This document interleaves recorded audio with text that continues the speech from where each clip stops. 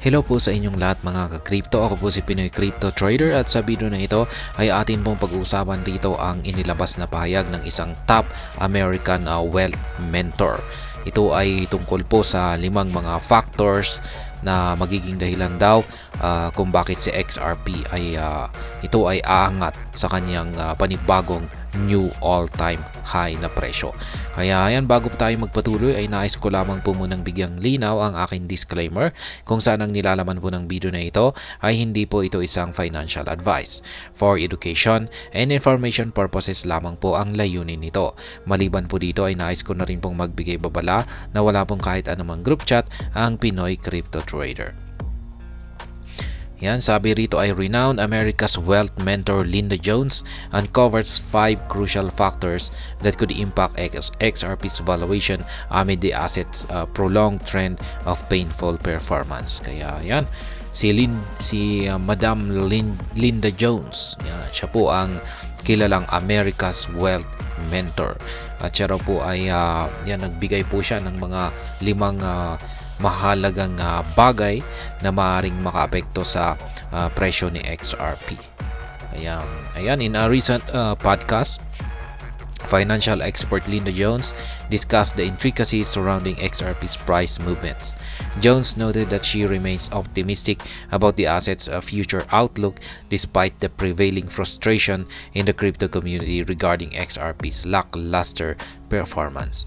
To give holders hope, the Wall Street financial analyst conveyed crucial factors she believes would pivot XRP to new bullish territories. Kaya ayan, nagbigay po siya ng mga crucial factors na sa tingin niya ay makakaapekto raw sa presyo ni XRP para ito ay magkaroon ng or ito ay aangat sa panibagong mga bullish territories or mga bullish prices. Yan po yung kanyang actual na tweet rito. Here are the 5 factors that can send XRP to new highs. Yan, Ripple and SEC lawsuit settlement. Ayan, mukhang magkakaroon po ng magkakaroon na sila ng settlement or matatapos na yung kanilang kaso. Ayan, parang magkakabati na po sila or magkakasundo na sila. Jones highlighted the settlement amount from the Securities and Exchange Commission as the foremost determinant of XRP's future. According to her, the uncertainty around this figure has been a hindering factor for potential XRP investors. Kaya yan, ito raw po kasi yung pinakamalaking parang obstacle or sagabal kay sa paglago ni XRP. Kaya pag matatapos na yung kanilang lawsuit na ito or legal battle na ito, ay dyan na po talaga magbibigay ng magandang performance itong si XRP. Notably, the settlement amount is the financial penalty for Ripple's institutional transactions, deemed securities, and the XRP victory judgment delivered on July 2023. Kaya yan, panalo na po itong si XRP pagdating ka sa security. Ayan, pagdating po sa regulation ng XRP, kung saan ay binigyan po ni Judge Analisa Torres noong July 2023, nakalipas na taon, na ang XRP ay hindi po siya security. Yun nga lang ay kaya yan, si XRP ay siya lamang po yung nag-iisang may legal clarity na crypto sa bansang US. Yung tanging kinakaharap nilang kaso ngayon ay yung kanilang financial penalty. Yung kailangan po nilang bayaran kasi maski papaano ay meron daw pong linabag itong si Ripple na batas. Kaya yan na lamang po yung natitira.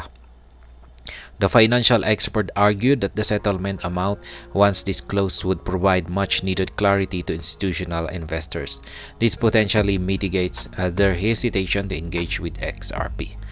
Kaya pag natapos na po yung kaso na ito, nagkaroon na ng settlement, ay mas magkakaroon daw ng interest yung mga investors, yung mga institutional investors.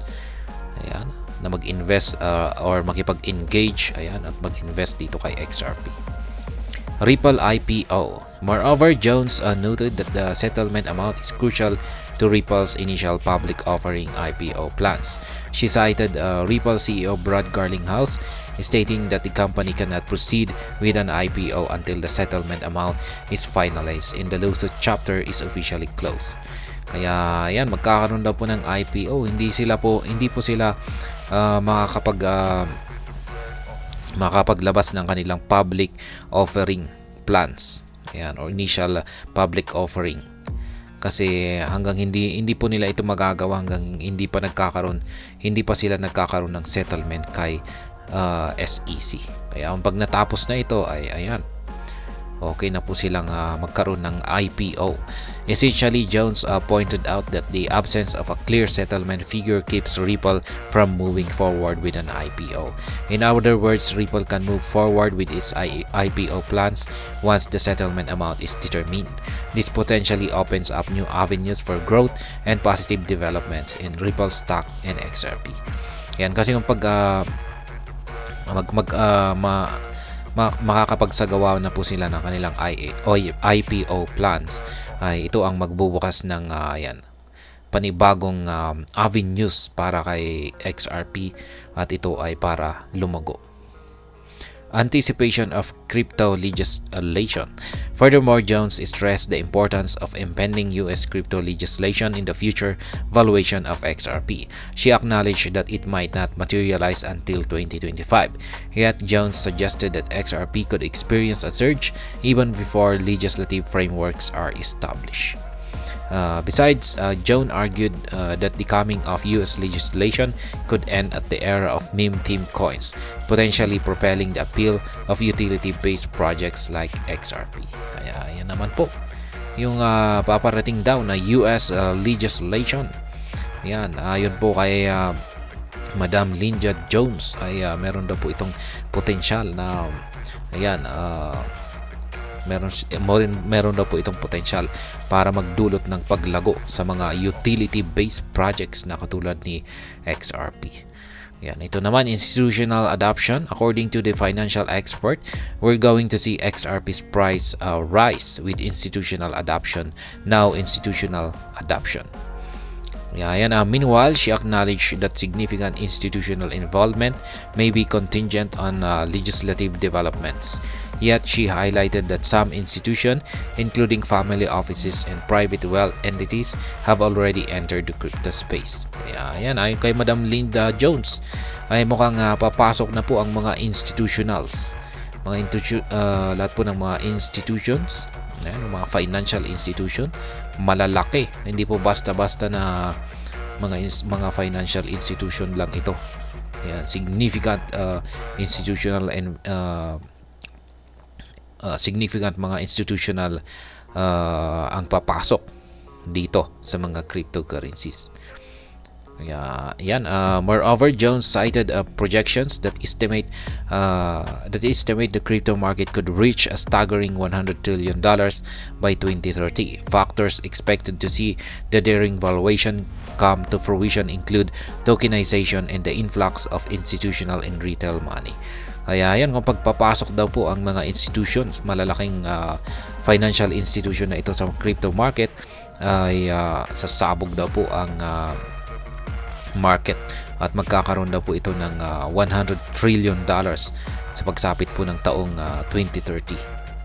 Ayan, magkakaroon siya ng yung total ng crypto market ay aabot po sa 100 trillion yung halaga nito. Kaya yan, factors expected to see the daring valuation come to fruition include tokenization and the influx of institutional and retail money. In a scenario where the crypto market reaches $100 trillion, XRP is poised to command a significant portion of the market share given its position as one of the most valuable crypto projects. Kaya pag nangyari daw po yan na naging 100 trillion ang kabuuang crypto market, ay isa po si XRP ang isa sa mga may malaking bahagi rito or market share. Kaya yan Bitcoin halving cycle, ito naman yung inaabangan natin ngayong taon na ito. Malapit na po yan, sa April na po yan. The last point Jones highlighted was the Bitcoin halving, which is 4 months away. Kaya yan, 4 na buwan na lamang po ay Bitcoin halving na. Throughout history, Bitcoin halvings have consistently set the stage for Bitcoin and the broader crypto market to achieve record-breaking all-time highs. Notably, this event is characterized by a decrease in Bitcoin rewards, leading to a subsequent scarcity and circulation. With XRP's value at 0.5696 at the time of reporting, it remains to be seen what its future value would be with the projected events coming to fruition. Kaya yan po ang Bitcoin halving. Isa na rin po itong catalyst na kapag naganap ay magdudulot po ito ng pagsabog sa buong crypto markets. Kaya yan po yung mga 5 key factors na binanggit ng isang ng kilalang American wealth mentor na si Linda Jones. Yan, kung yan na magiging mga 5 bagay na magiging dahilan kung bakit si XRP ay aakyat at magtatala or magre-record ng kanyang panibagong all-time high.